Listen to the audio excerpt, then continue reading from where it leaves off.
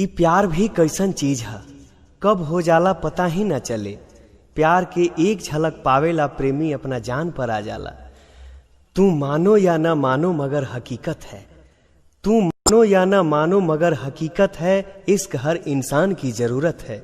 जरा मेरे महफिल में बैठकर तो देखो, जिंदगी कितनी खूबसूरत है।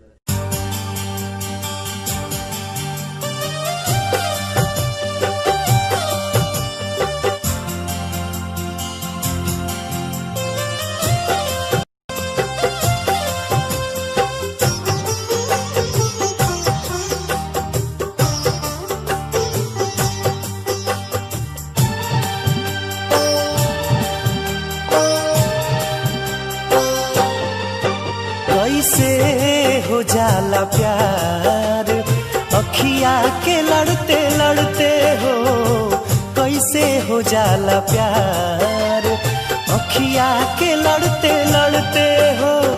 दिल होला बेकरार अखिया के लड़ते लड़ते हो, कैसे हो जाला प्यार अखिया के लड़ते लड़ते हो। कैसे हो जाला प्यार अखिया के लड़ते लड़ते हो।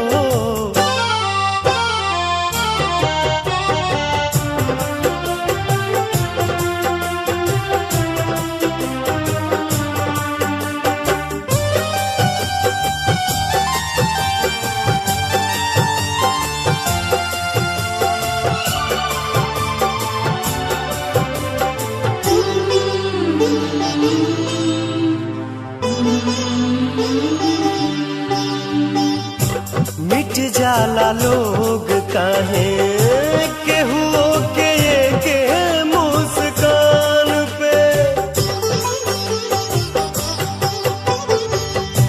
मिट जाला लोग काहे केहू के मुस्कान पे। देखे खातिया आई जाला केहू अपना जान पे।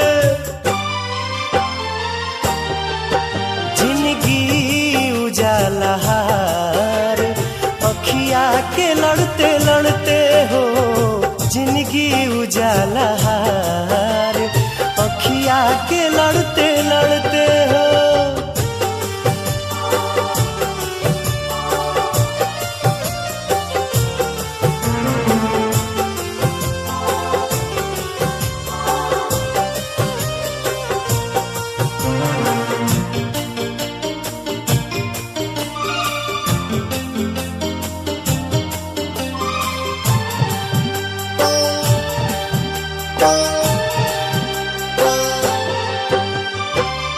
केहू अनजान होके बन जाला कैसे अब जान रे।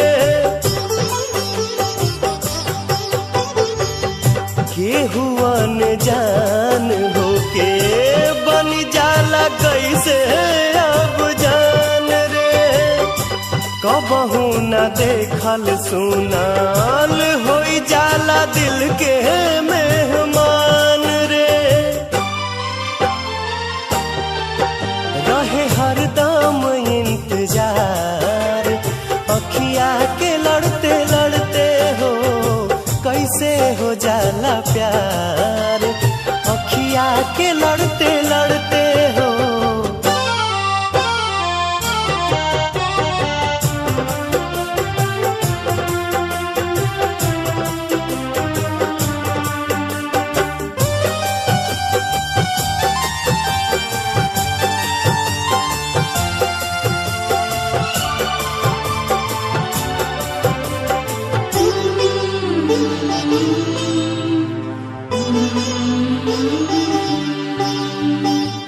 भागी जाला लोग काहे घरवा दुआर सब छोड़ के।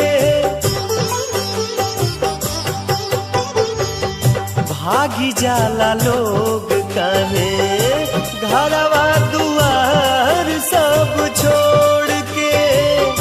प्रेमवा में पागल होके दुनिया से नाता सब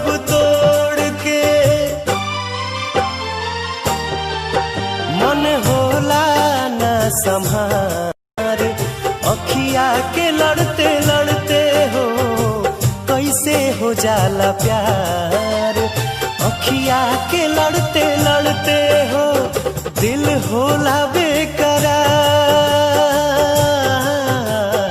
अखिया के लड़ते लड़ते हो कैसे हो जाला प्यार।